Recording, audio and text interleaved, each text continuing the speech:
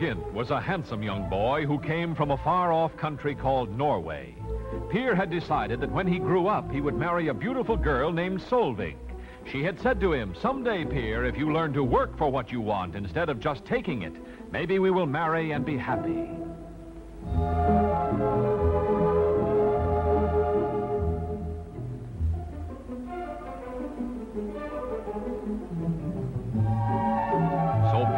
Gone to work as a cabin boy on a great ship. He had sailed from Norway to a strange country called Arabia, where many of the people lived the year round in tents and traveled over the sandy deserts on the backs of camels. Deep in the desert country of Arabia lived many bands of fierce robbers.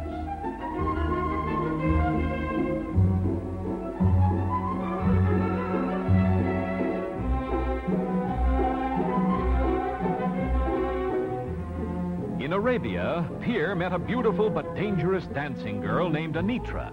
She said to Peer, "Why should a handsome and clever young man like you work? I have easier ways to get everything you want. I know how we can steal all the money and jewels from Al-Hamid, the wealthy merchant, and we'll never be caught."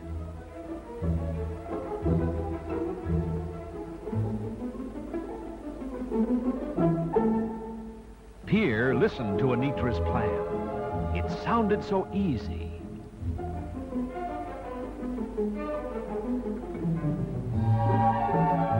Late that night, when Al-Hamid was away, Anitra showed Peer how to break into the stronghold of the wealthy merchant. It was dark, and Peer was very, very frightened. But he did just as she had told him, and soon found the money and the jewels exactly where Anitra said they would be hidden.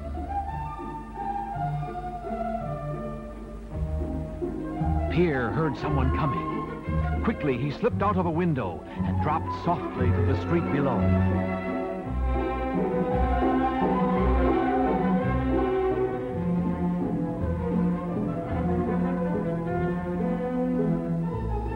With enough money and jewels so they would never again have to work for anything they wanted, Peer and Anitra jumped on a huge white horse and rode off into the desert. But neither Peer nor Anitra noticed the dark eyes that watched them as they rode away.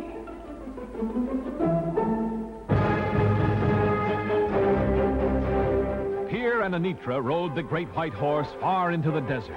At last they stopped to rest and divide the treasure.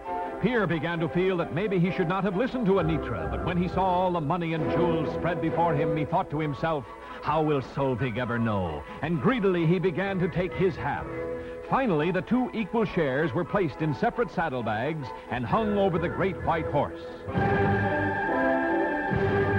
Anitra told Peer to wait while she ran to the top of a small hill and made sure there was no one in sight.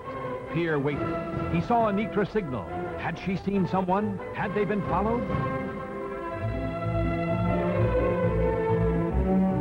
Anitra came running back. "Peer," she whispered, "go to the crest of the hill and see for yourself." Peer left the great white horse and ran to the top of the hill. He looked into the distance, but there was nothing. He turned, then he saw he had been tricked.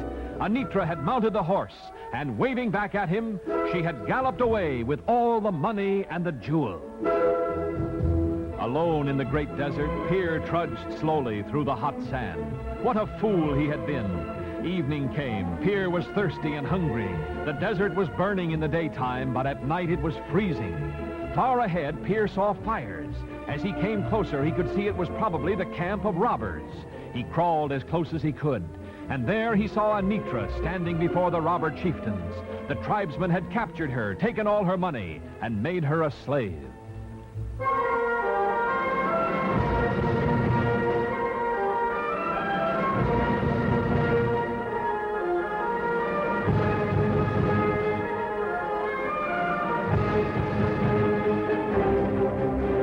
Dared not let the robbers find him. He sneaked back into the lonely desert. Through the long, cold night, he trudged over the deep sand.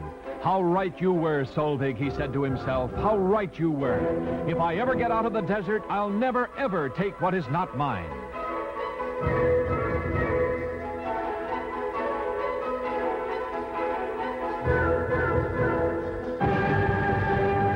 All next next day, Pier struggled across the burning desert. And just when he thought he couldn't take another step, he saw the ocean ahead, and he knew he would be safe.